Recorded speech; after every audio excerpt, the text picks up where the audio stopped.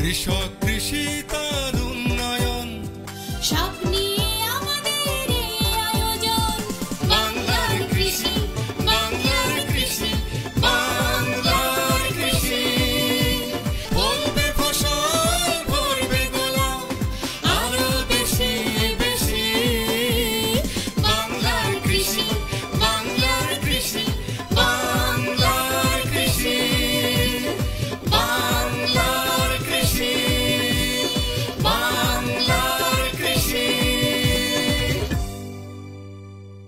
কৃষি তথ্য, প্রযুক্তি, পরামর্শ এবং মাঠ ফসলের করণীয় সম্পর্কে জানাতেই আমাদের এই বাংলার কৃষি। প্রিয় কৃষক ভাইরা, বাংলাদেশ টেলিভিশনের নিয়মিত কৃষি বিষয়ক অনুষ্ঠান বাংলার কৃষি দেখার জন্য আমি আব্দুল শহীদ মিঠু আপনাদের আমন্ত্রণ এবং শুভেচ্ছা জানাচ্ছি। আমাদের আজকের বিষয় ভোজ্য তেলের আমদানি নির্ভরতা কমাতে বিনার ভূমিকা। ময়মনসিংহ শহর থেকে 3 কিলোমিটার দূরে বাংলাদেশ কৃষি বিশ্ববিদ্যালয় ক্যাম্পাসে অবস্থিত কৃষি গবেষণার একটি সুপরিচিত প্রতিষ্ঠান বাংলাদেশ পরমাণু কৃষি গবেষণা ইনস্টিটিউট, যা সংক্ষেপে বিনা নামে পরিচিত। কৃষিতে পারমাণবিক কৌশলের শান্তিপূর্ণ ব্যবহারের মাধ্যমে নিত্য নতুন অধিক উৎপাদনশীল ফলনের জাত ও উৎপাদন প্রযুক্তি উদ্ভাবন করে চলেছে এ প্রতিষ্ঠান দানা জাতীয়, তোল জাতীয়, ডাল জাতীয়, আঁশ জাতীয় ও উদ্যানতাত্ত্বিক ফসলের জাত উন্নয়নে কাজ করে থাকে। তন্মধ্যে তোল জাতীয় ফসলের জাতসমূহ অন্যতম। বাংলাদেশে মোট তেল উৎপাদন হয় 3 লক্ষ টন, বার্ষিক চাহিদা 24 লক্ষ টন। বাড়তি চাহিদা পূরণে প্রতি বছর $3.20 বিলিয়ন ভোজ্য তেল আমদানি করতে হয়।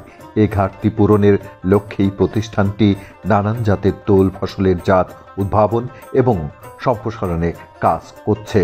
এ প্রতিষ্ঠানের উদ্ভাবিত সরিষা জাতের মধ্যে রয়েছে সফল, অগ্রণী, বিনা সরিষা 3, বিনা সরিষা 4, বিনা সরিষা 5, বিনা সরিষা 6, বিনা সরিষা 7, বিনা সরিষা 8, বিনা সরিষা 9, বিনা সরিষা 10, বিনা সরিষা 11 ও বিনা সরিষা 12। এছাড়াও তোল জাতীয় অন্য ফসল যেমন চীনাবাদাম ও সূর্যমুখী নিয়ে এ প্রতিষ্ঠান কাজ করছে।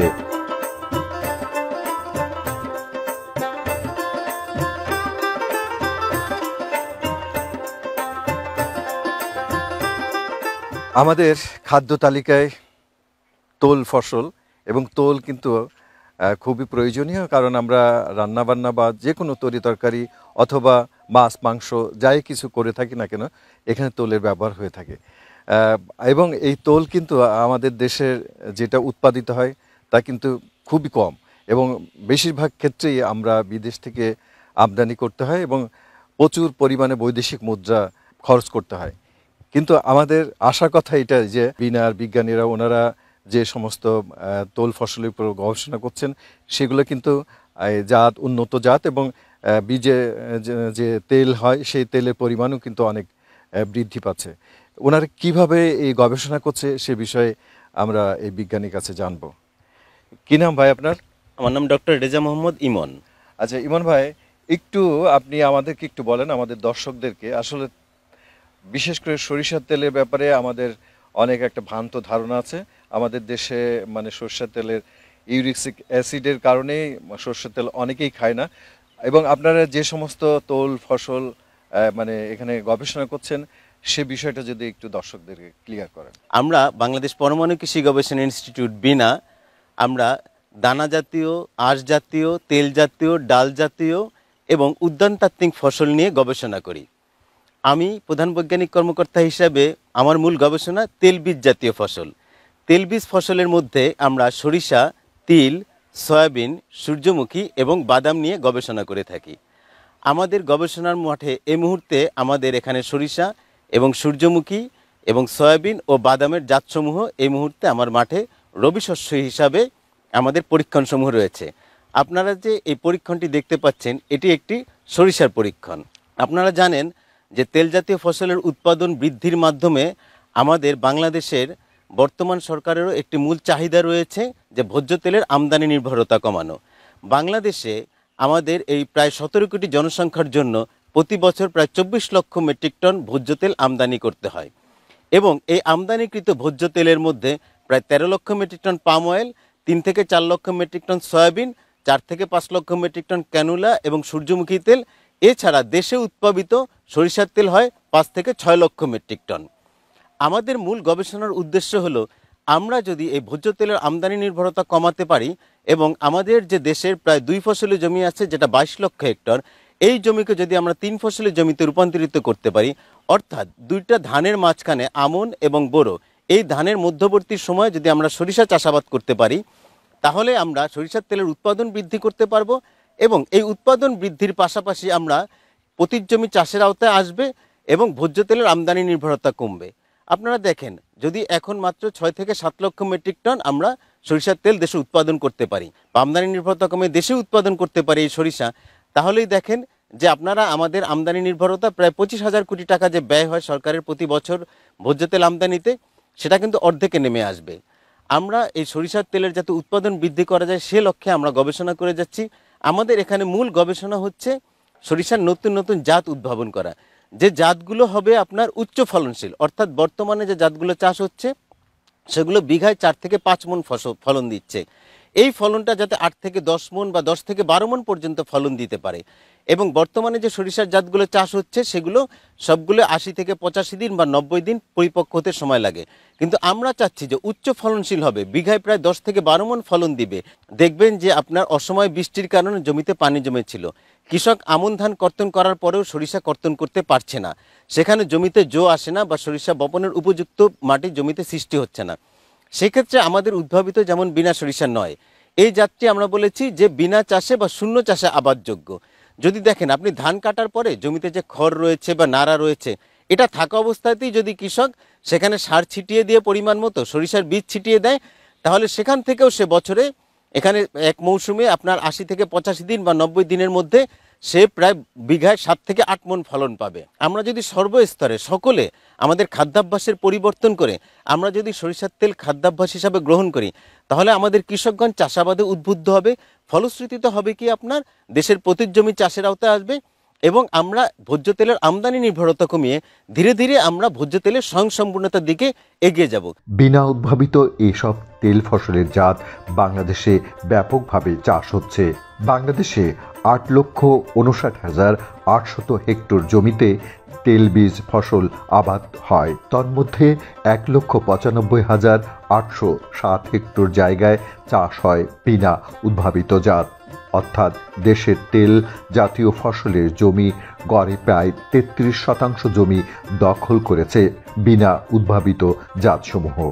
এ প্রতিষ্ঠানের উদ্ভাবিত জাতগুলো উচ্চ ফলনশীল, স্বল্পকালীন এবং ঘাত প্রতিঘাত সহিষ্ণু হওয়ায় কৃষক ভাইদের কাছে জনপ্রিয় হয়ে উঠেছে। এই জাতটি দেখেন, আমার যেটা অগ্রবর্তী লাইন, তার দেখেন তার পাতা কিন্তু সম্পূর্ণ সবুজ এবং তাতে কোনো রোগ বালাই নেই। সেই ক্ষেত্রে আমরা তার ফলন বেশি হলেও আমরা সেটা গ্রহণ করব না, কারণ কি এই ফলনটা যে বেশি হয়েছে তার রোগ বালাই থাকার কারণে সে কি করবে, যখন এই পটগুলো ফাইনালি ম্যাচিউর স্টেজে যাবে বা সে পরিপক্ক অবস্থা যাবে, তখন তার পটগুলো পুষ্ট হবে না।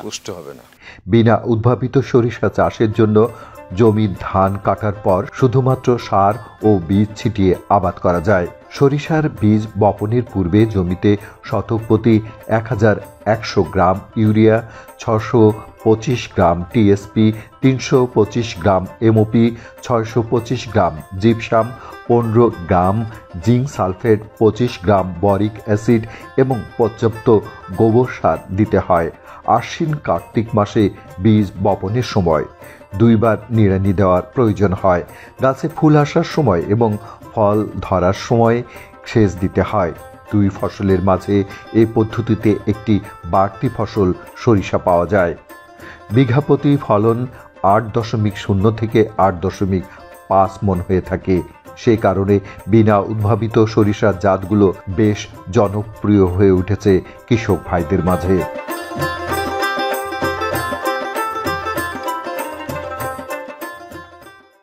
আমরা যে মাঠটিতে দাঁড়িয়ে আছি এই মাঠটি সরিষার একটি মাঠ এবং এই পরীক্ষণটি আমাদের বাংলাদেশে তেল ফসল উৎপাদন বৃদ্ধির একটি প্রকল্প। এই প্রকল্পের বিনা অঙ্গে একটি পরীক্ষণ। ভোজ্য তেল উৎপাদন বৃদ্ধির যে প্রকল্পটি, এটার একটি ব্যাকগ্রাউন্ড রয়েছে আর কি। 2012 সালে বাংলাদেশ কৃষি গবেষণা কাউন্সিল বিআরসি কর্তৃক একটি মানে কর্মশালা আয়োজন করা হয়। সেই কর্মশালায় মানে উদ্দেশ্য ছিল যে বিগত 10 বছরে মানে বাংলাদেশে তেল ফসলের রিসার্চের কী অবস্থা এবং ভবিষ্যতে আমাদের কী স্ট্র্যাটেজি হওয়া দরকার সেই বিষয়ে একটি কর্মশালা আয়োজন করেন। সেই কর্মশালায় বিনার পক্ষ থেকে আমি একটি প্রেজেন্টেশন দিই। সেই প্রেজেন্টেশনটিতে আমি বলার চেষ্টা করেছি বা দেখিয়েছি যে বাংলাদেশকে ভোজ্য তেলে ইভেন স্বয়ংসম্পূর্ণের পরেও আমরা রপ্তানিকারক দেশে পরিণত করতে পারি। সেক্ষেত্রে আমি কয়েকটি মানে কার্যক্রমের কথা বলি। 1 নম্বর কার্যক্রম ছিল যেটা হলো যে আমাদের দেশে বাংলাদেশে প্রায় 23 লক্ষ হেক্টর জমি আছে, যেখানে আমন, অতীত, বোরো 23 লক্ষ হেক্টরের ভিতরে যদি আমরা 15 লক্ষ হেক্টর জমিকে মানে সরিষার আওতায় আনতে পারি এবং সেটা যদি মানে সরিষার জীবনকাল যাই হোক না কেন কিন্তু ফলন 2 টন বা তার চাইতে বেশি হতে হবে। তো সেই ক্ষেত্রে আমি দেখিয়েছি যে প্রায় 30 লক্ষ টন সরিষা উৎপাদন করা সম্ভব এবং যার থেকে প্রায় 10 লক্ষ 10.5 লক্ষ টন আমরা ভোজ্য তেল পেতে পারি। হ্যাঁ, এরপরেও আরও কিছু স্টাডি আছে, যেমন আমাদের চীনাবাদাম রয়ে গেছে, আমাদের তিল রয়ে গেছে। তো আমরা চীনাবাদামের ক্ষেত্রে আমরা দেখিয়েছি বিনার থেকে এ পর্যন্ত আমরা প্রায় 5-6টি লবণ সহিষ্ণু জাত উদ্ভাবন করেছি এবং দেখেছি যে প্রায় 5 লক্ষ হেক্টর জমি যেখানে লবণাক্ত এরিয়া আছে সেখানে এটা চাষ করা সম্ভব এবং সেখান থেকে প্রায় 10 লক্ষ টন চীনাবাদাম এবং প্রায় 2.5 লক্ষ টন আমাদের মানে তেল পাওয়া সম্ভব। এছাড়াও তিল রয়ে গেছে এবং যে সূর্যমুখী রয়েছে। তো এই কার্যক্রমগুলোর কথা আমি বলে আমি বারবারই মানে বিশেষ করে কৃষি মন্ত্রণালয়ে আমি এটা বোঝানোর চেষ্টা করছি বিভিন্ন স্টেক হোল্ডারকে। এখন আমাদের যে চ্যালেঞ্জ যেটা 2 ফসলি জমি যেটা আমন এবং বোরো, এর মাঝখানে আমাদের সরিষা ঢুকাইতে হবে। মানে সরিষার যে জাতে আসবে বিনার থেকে কিন্তু 2টি জাত আছে যেটি প্রায় 2.5 টন পর্যন্ত 3 টন পর্যন্ত ফলন দিতে হয়, কিন্তু এটা সময় লাগে প্রায় 110 থেকে 120 দিন।